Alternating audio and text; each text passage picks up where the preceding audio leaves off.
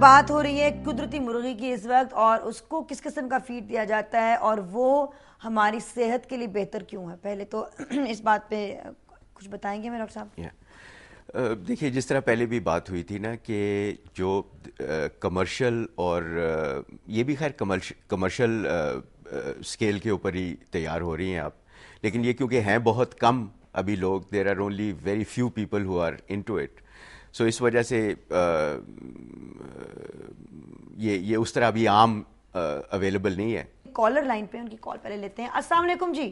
السلام علیکم نادیہ، کیسی ہیں آپ؟ وعلیکم السلام، شکر الحمدللہ. کون بول رہی ہیں؟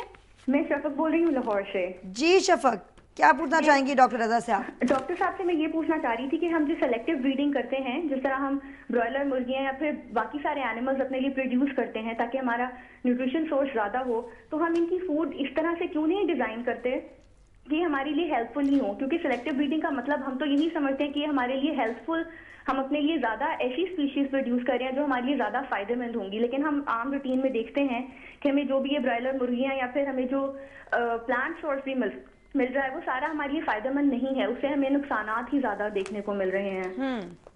جی دیکھیے بات تو یہ بالکل صحیح ہے، اور یہ جو آرگینک فارمنگ کی جس طرح آپ نے یہ بات کی، جن جگہوں کے اوپر یہ بریڈز ڈیولپ ہوئے ہیں مثلا تھائی لینڈ کے اندر اور کچھ دوسرے ملک ہیں، ان میں اسی طرح انہوں نے سلیکٹیو بریڈنگ کی اپنی جو انڈیجنس پولٹری تھی ان کی، اور انہی کو اچھی ان میں سے وہ اسپیسیمن سلیکٹ کیے کہ جن کی گروتھ جلدی تھی اور جو قدرتی طریقے کے ساتھ، اور ان میں میٹ کی کوالٹی بہتر تھی، اسی طریقے سے سلیکٹ ہوئے. اب یہ جو برائلر ہے یہ تو ایک کمرشل بریڈ ہے، اس نے اپنا اس کی ایک خاص ڈیوریشن ہے جس کے اندر اس نے تیار ہونا ہے. اس ڈیوریشن کے اندر ایک دوڑ ہے کہ ہم نے پہلے یہ 8 ویکس میں ہوتا تھا، اب یہ 42 days کے اوپر more or less آیا. It's now, you know, some people are trying to sort of bring it below 40-day mark. So وہ تو this is a commercial race because masses نے کھانا ہے. تو اسی وجہ سے وہ جس کو کارپوریٹ ایفیشنسی کہتے ہیں، اس کی پرائس بھی جو ہے وہ کم ہے، because that's how you know the market economics are.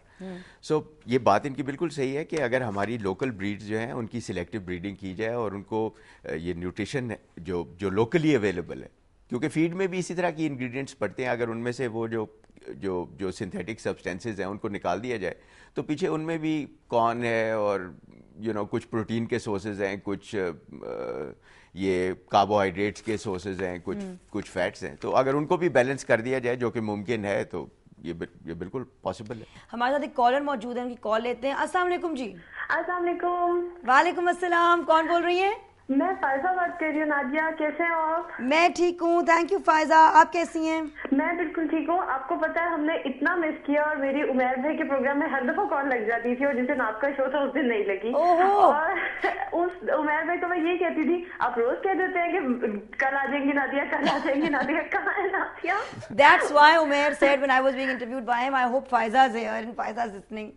بتاتے ہیں کہ وہ ان کو میں نے تنگ بہت کیا، لیکن نہیں، ہی rally dead very good show. مجھے ڈاکٹر صاحب سے کوشچن پوچھنا ہے. I've got pets in my house.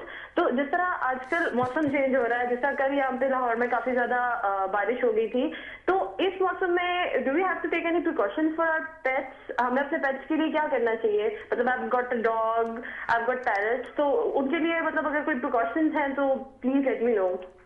Thank you for calling, Faiza. I hope your parrots and dogs remain healthy. It's a big jump from poultry to pets. دیکھیے یہ جو موسم ہے یہ ہے ایکٹو پیراسائٹس، جو ایکسٹرنل پیراسائٹس ہیں، جس طرح ٹکس ہیں اور فلیز ہیں. سو یہ ایک بڑا امپورٹنٹ ہے. سمر کے اندر ہی یہ، کیونکہ ونٹر میں تو یہ ہائبرنیٹ کر جاتے ہیں، سمر کے اندر یہ ریسرفیس ہوتے ہیں. So it's very important. And اس کے لیے آپ جو پروڈکٹس ہیں وہ کسی بھی آپ نے ویٹ سے مشورہ کر کے تو ضرور استعمال کیجیے. باقی پیرٹس کے لیے یہ ہے کہ جو آپ سیڈز ویڈز استعمال کرتے ہیں اس کو بازار سے لاتے ہیں تو اس پہ اکثر وہ پیسٹیسائڈز وغیرہ لگا دیتے ہیں. So the best thing sunflower کے یا جس طرح, so the best thing is to bring them home, wash them up, rinse them with water a lot, then spread them on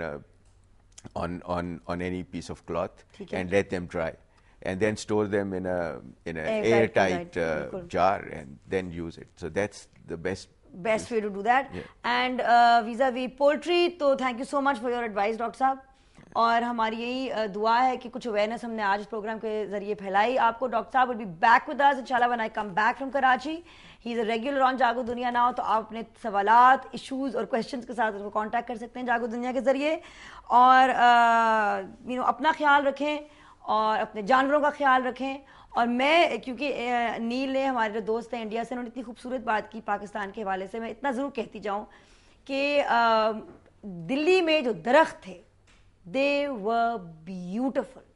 جگہ جگہ پہ اتنا خوبصورت سایہ تھا دلی میں درختوں کا, ہر جگہ چھاؤں تھی.